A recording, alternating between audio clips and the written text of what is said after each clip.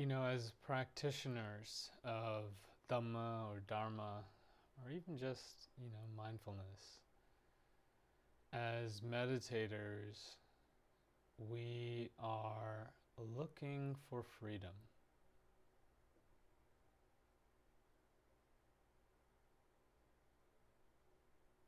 And this is a sort of an important intention in a way to position oneself, to orient oneself in a direction where we are interested in becoming more and more free, free from suffering, free from rigidity, free from whatever is causing us to suffer. Can you feel that? How in your own heart there is this instinct, as Ajahn Buddhadasa called it, the nibbana instinct, an instinct towards coolness. We want to refresh ourselves and cool ourselves down to where we are not being roasted by the defilements, things like clinging and delusion. We're interested in becoming free. And really in becoming wise, becoming discerning, present, more loving, more compassionate, and becoming more free, like a fish moving through the water or a bird flying through the sky. Can we live from a place of timelessness, of freedom, of peace? And today I wanted to share a very short clip, about a minute or so, from a teacher named Rob Burbea.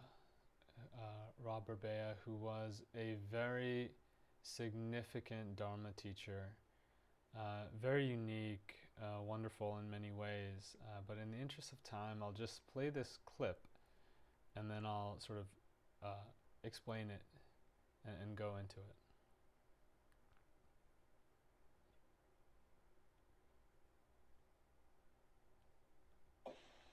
We live as human beings and we take for granted the appearances of things. We take for granted a self, myself and yourself and his self and herself.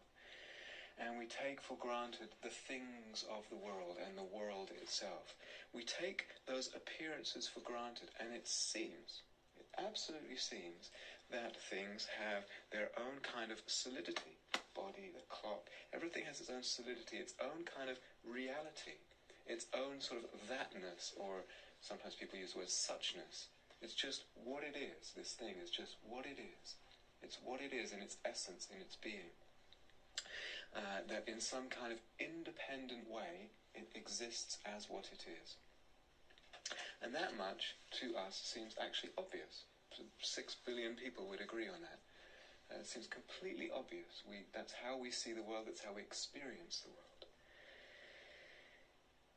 But as we go into emptiness and meditating on emptiness and seeing, we begin to see that things are not actually as they seem to be.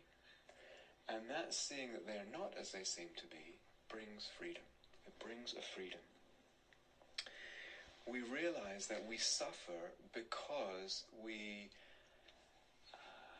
assent to and acquiesce to the appearance of solidity and independent reality in things. And even more than that, so we acquiesce and assent to it, to that appearance. And even more than that, we actually make it so. We make things, without realizing it, we make things appear solid and real. So to the degree, to the depth, to the sort of comprehensiveness that we can realize the emptiness of things, to that degree, to that depth, to that comprehensiveness, freedom is available to us in life. They go completely hand in hand. Okay, so I'm going to sort of review what Rob said and give you my take on this. And, we're kind of jumping into something very deep, and it's completely normal to be a little confused of this. And I want to say, with this topic of emptiness, or what was called sunyata in the ancient Pali language, we're sort of like approaching something very deep. So it's like peeling the onion. We're gonna understand it to whatever degree that we can, and it's really not an intellectual exercise. We want to practice with this. We want to turn this over in our minds, and particularly what I find to be really helpful is to bring it to where we suffer. When we suffer in life, we can use this tool of emptiness to delegitimize all of the reasons for our suffering. We can use it to break through and destroy our own views that are causing us suffering. So this quote sort of starts with Rob saying, we take for granted the appearance of things. We take for granted a self, myself, yourself, and his self, and herself, and we take for granted the things of the world and the world itself. We take those appearances for granted, and it absolutely seems that things have their own kind of solidity, its own kind of reality, its own sort of that-ness. It's just what it is, right? This thing is just what it is. It's what it is in its essence, in its being. That in some kind of independent way, it exists as what it is. And that much to us seems actually obvious. 6 billion people would agree on that. Now this was said in 2010, so 6 billion was probably the population of the world. So this is how we see and experience the world. Okay, so in our normal default way of perceiving things, this is woven in, this notion that things exist on their own side, independent of other things. I, Ranga, I exist here.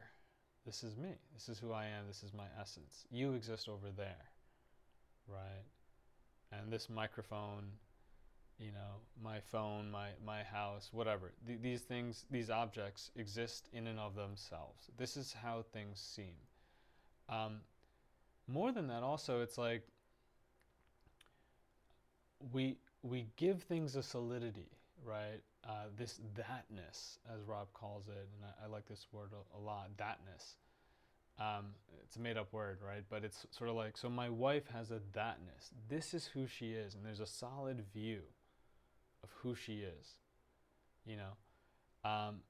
For the people we work with, if you have a boss, it's like, my boss is XYZ, right? And then views come into place, right? So, my boss is mean to me, or is terrible, or doesn't understand where I'm coming from. So this is a helpful way to think about it. When it comes to other people, we solidify who we think they are. It's like we've already decided who they are. And then we take on a certain view about them, right? So this is part of what we're talking about here, in terms of this taking for granted of the appearance of things. Okay? Then Rob goes on to say, but as we go into emptiness, we begin to see that things are not actually as they seem to be. We begin to see that things are not actually as they seem to be. And you may have noticed this, even with, a sort of basic mindfulness practice, just meditating for a few minutes. You might start the meditation feeling a certain way about a meeting that's coming up, or something that you're anxious about, or a family gathering, you're feeling anxiety. But then as you meditate, there's a spaciousness that comes in, something starts to settle. And your view of this has shifted a bit. And you realize that it's not what you thought it was. It doesn't have to be experienced in the way that you were experiencing it. Something has shifted. And that's part of what feels peaceful in meditation. And then often when you come out of meditation, that old default view starts to creep back. So let's say you have a meeting, let's say you have a performance review meeting, like a yearly meeting with your boss, right? And so you're feeling all kinds of anguish because even though you've been working really hard this year and you feel you're deserving of a raise or a promotion or whatever, there's a sense of like, oh, I know who my boss is. My boss he's going to come in and he's going to give me a medium score, and then he's going to talk about this grading curve with the rest of the company and how he really can't give me much of a raise, let alone a promotion. I know what this is going to be like, right? And it's because he or she is weak and they don't advocate for their personnel, and there's this whole story going on, right? Then you meditate, and maybe that loosens up a bit, right? And there's some peace. Maybe you completely put that to the side, right? And then we come out of the meditation, and then we start going and making a cup of coffee or something, and while we're making the cup of coffee, the old default view starts coming back, right? So this is something that's sort of typical that can happen. And then often if we go into the meeting and the boss says a bunch of stuff, and then let's say it's to the tune of what we were expecting, then it's like, yeah, of course they said that. Like this is exactly what I knew was going to happen, right? So this is just like one kind of example of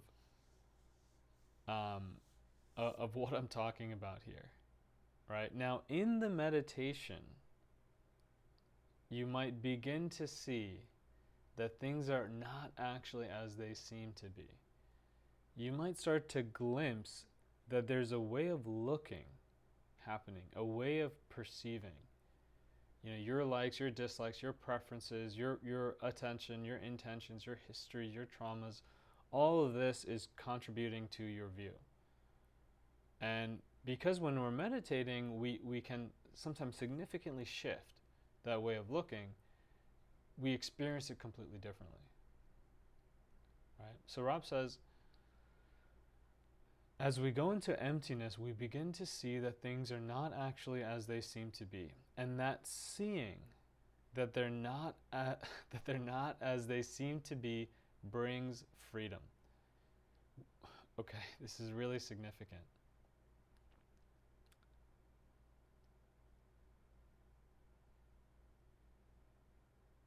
The seeing that things are not actually how they seem to be brings freedom. So a kind of easier thing to wrap our heads around is the notion that clinging brings suffering, right? This is something that the Buddha taught, and it's a common thread throughout all the different forms of Buddhism, whether it's Theravada, Mahayana, Vajrayana, etc., right?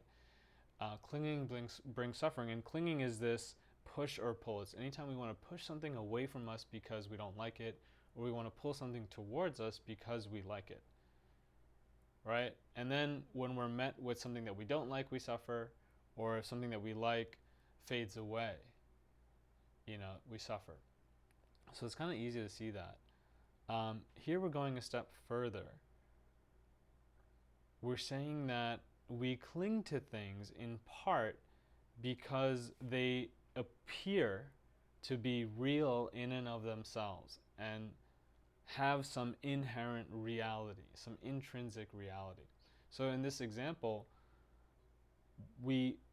before we have this performance review with our boss, right, we have this view that this boss is XYZ, and this meeting is going to be XYZ. I know it is.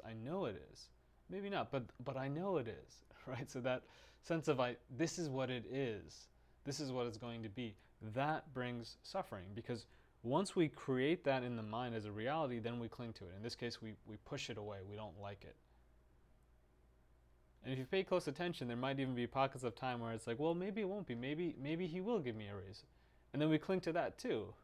We want that. And so then we suffer from the clinging. So can you start to see how we suffer from the clinging, and the clinging comes from a assumption of this thing, in this case the situation, being something in particular. And it happens very quickly. Like, the mind will assume that it's going to be a bad meeting, and then we suffer in one way. And then, boom, for a split second, it might open up and might assume that no, it's going to be a good meeting. And then we suffer again for a different reason, right? Either way, it's clinging. It's either the push or pull. So hopefully that makes sense. I know it's a little bit technical here. So Rob goes on to say, so seeing that they're not as they seem to be brings freedom. We realize that we suffer because we assent to and acquiesce to the appearance of solidity and independent reality in things. So this is happening in the background. Like, we're not aware that this is happening, but we are acquiescing to and assenting to this view that things have an independent reality, right? So we acquiesce and assent to it, that appearance.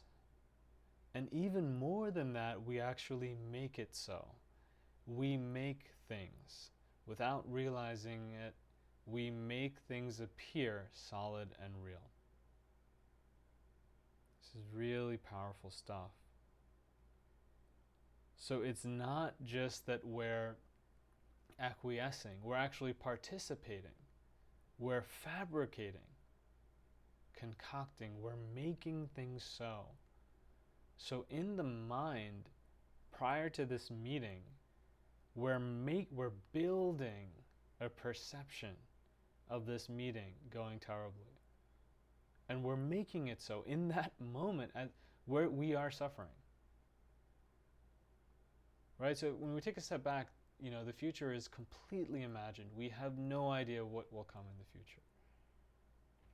Right? There's a chance that you might die before this meeting even happens. There's a whole host of possibilities. But in that moment when you're contemplating the future in this way, we're actually building our perception. And in the building, we suffer. In the fabricating, and then in the belief that the fabrication is real, we suffer. And you might say, well, no, I don't believe it's real. I realize that it's an imagined thing.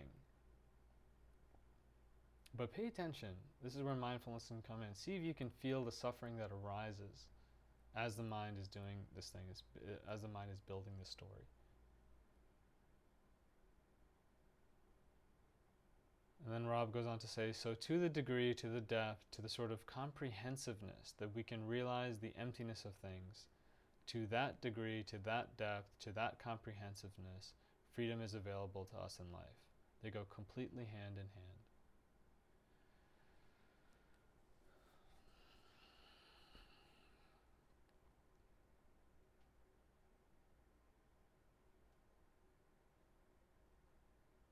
So, I'm trying to do a lot in a little bit of time here. So let's maybe say this.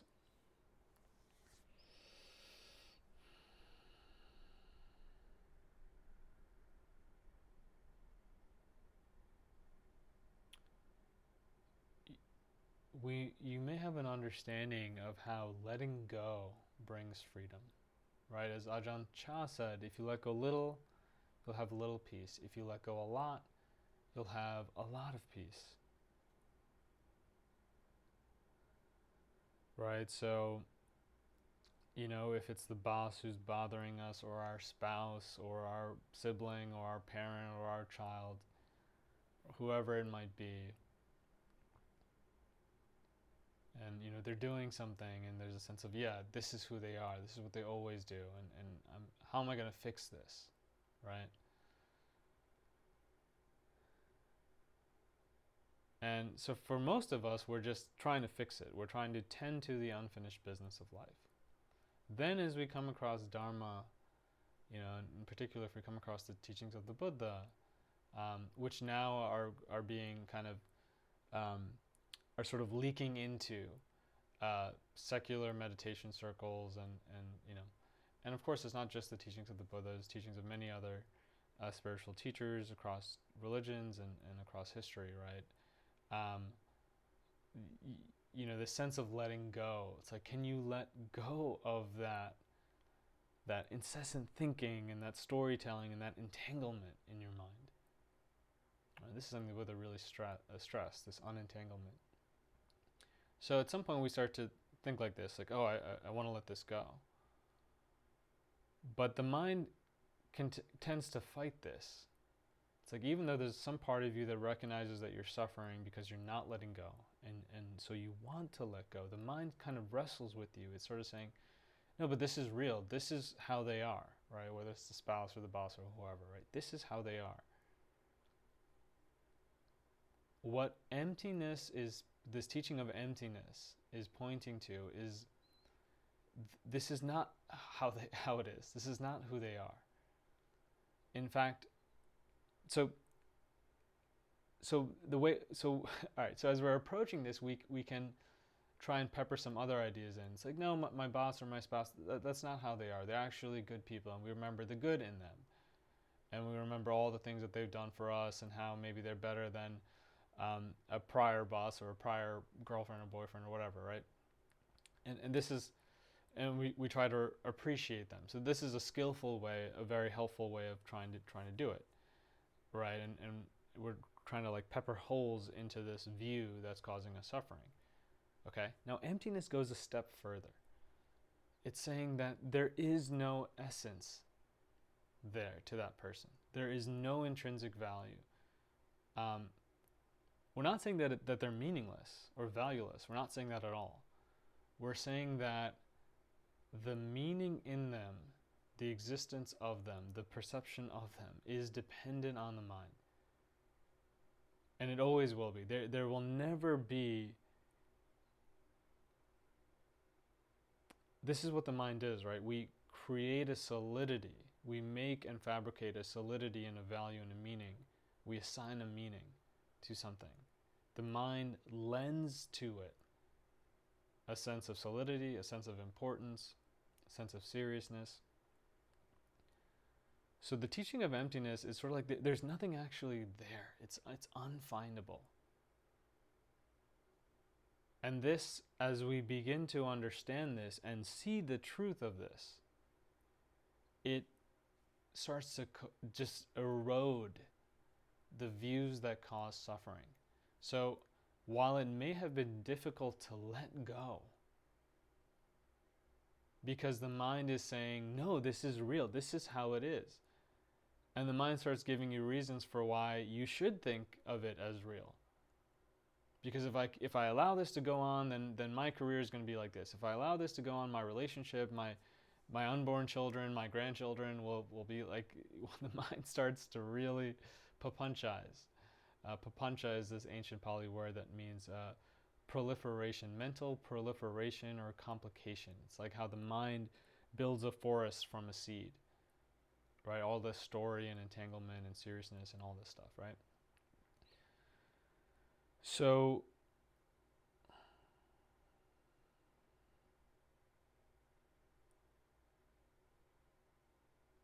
when we start to see that what is making us suffer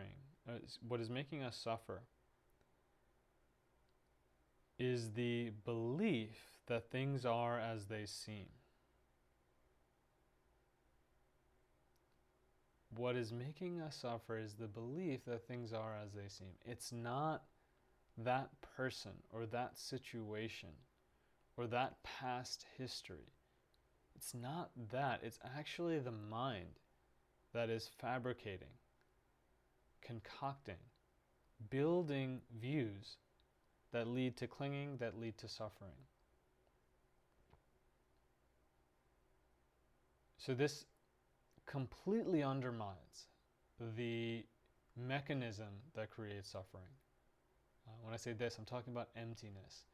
So practicing with emptiness, starting to see it, completely undermines what causes us suffering. As Rob says, it seems that things exist independently of the perceiving and conceiving mind. It seems that things of the world exist independently of the perceiving and conceiving mind.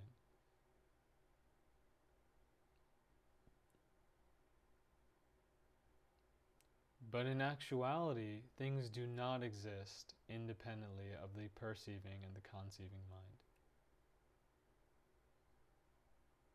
This is really important. Just start to notice how no matter what you experience, mind is a primary factor in that experience.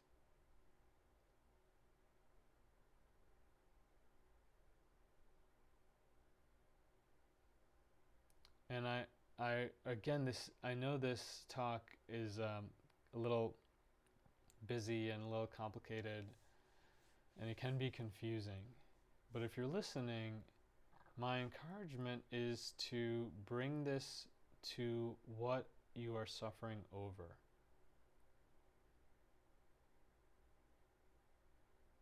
Whatever is causing you suffering, bring this view to that. And I'll spend a couple of minutes with an example. I am Sri Lankan. So my parents were born and raised and grew up in Sri Lanka, and then later in their lives came to America. And Sri Lanka is this beautiful gem of an island sitting underneath India in the Indian Ocean. And in recent history and throughout time, there have been many political issues in Sri Lanka, right? It had many colonial sort of eras where it was conquered by other nations. But in more recent history, there's been a lot of political unrest, socio-economic issues. And so many Sri Lankans, particularly in the diaspora, right, have this view of how corruption and politicians are screwing up the country, right? And so when we start to talk about Sri Lanka and around the dinner table or whatever, there's this frustration and sense of loss and sort of mourning. And at first glance, there's something that could be beneficial about this, because it's people really sort of identifying a problem, which is corruption. Okay, and I'm not trying to say that corruption is not a factor here, or that the country has not been in some way ruined by politicians, okay? But what the teaching of emptiness says, what the Buddha is suggesting, is that all of this is not really real. That there's fabrication happening here with this view, and that suffering is being caused by the fabrication. Now, this would be very difficult for a lot of Sri Lankans to kind of wrap their heads around, because there's a lot of trauma, a lot of pain, a lot of frustration, a lot of sorrow, right? When you see your own country and your people suffering with extreme poverty, needless poverty, and what appears to be terrible political decisions. So, of your home country, of a paradise of an island, right? It's very, very difficult. And there can be such a clinging to that view. It's sort of like the mind is, there's this idea of like, I should not be letting go of this view. Because if I let go of this view, I'm allowing the politicians to get away with this robbery and this corruption. But if you pay attention to your own heart and you feel the suffering of this view,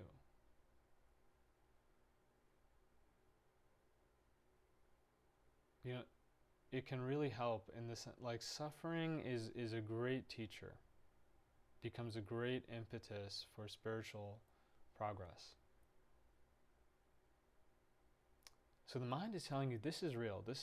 Sri Lanka really exists over there, and this terrible thing is really happening over there, and it's caused by this, and we don't realize it, but that building of that perception is actually causing us suffering.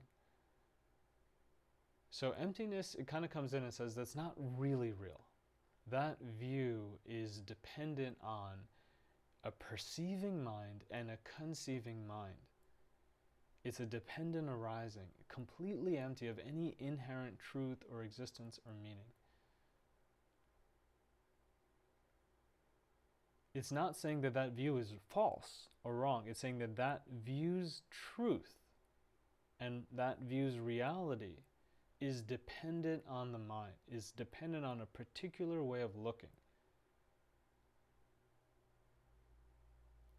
And it's saying that that belief that this is really real, that things are as they seem, that belief is causing suffering. And in actuality, things are not as they seem. Things are dependent. Every view, every perception is a dependent arising, dependent on the mind, dependent on ways of looking. So as we start to approach this teaching of emptiness, at first we might try and sort of pepper in these other ideas of like remembering the beauty of Sri Lanka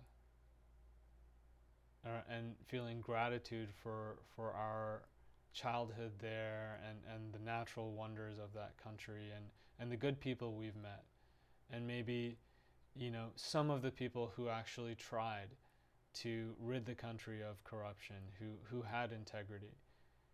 And many Sri Lankans will think about Sri Lanka's deep rich history. It goes back thousands of years, a very ancient nation, you know. And so we might, in the beginning, as we try to loosen up this suffering, we might try to remember these things and sort of switch our mode of perception in that way. And that can be very skillful. If it's leading away from suffering, then it is skillful, it is helpful. But this view of emptiness comes in and it just completely demolishes and delegitimizes the foundation on which the suffering is built on.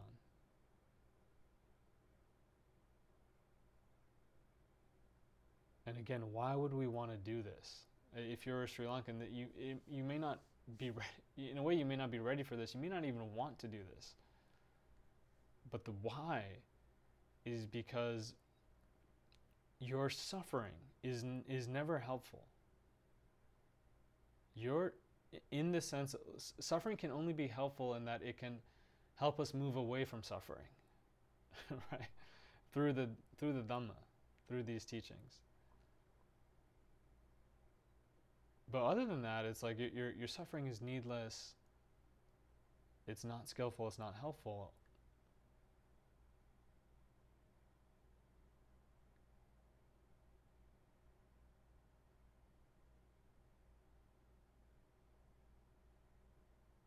Right, so again, to bring in Rob's quote here, we take for granted the appearance of things. So we take for granted the appearance of Sri Lanka and the political unrest there.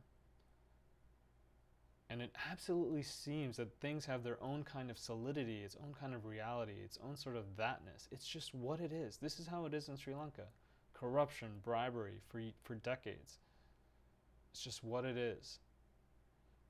That in some kind of independent way, it exists as what it is. And that much to us seems actually obvious. That's how we see and experience the world. But as we go into emptiness, we begin to see that things are not actually as they seem to be. It's not actually as it seems to be. This view is dependent on the mind, dependent on a way of looking. And that seeing that they are not as they seem to be brings freedom. We realize that we suffer because we assent to and acquiesce to the appearance of solidity and independent reality in things. So we're acquiescing to this appearance that things in Sri Lanka are so messed up. We're assenting to that view. We're acquiescing to that. And we're acquiescing to the appearance of the solidity and independent reality of that view. Even more than that, we're making it so. We make things without realizing it.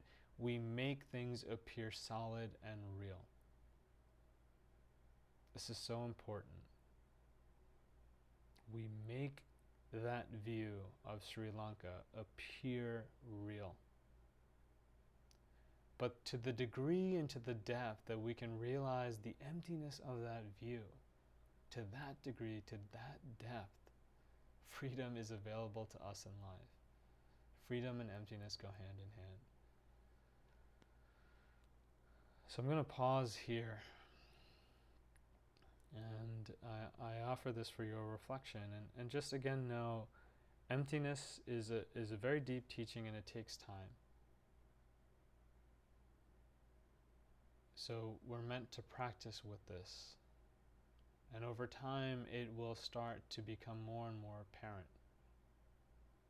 And pretty soon, it may take some years, but pretty soon we'll start to see emptiness everywhere, and it will free us from our suffering.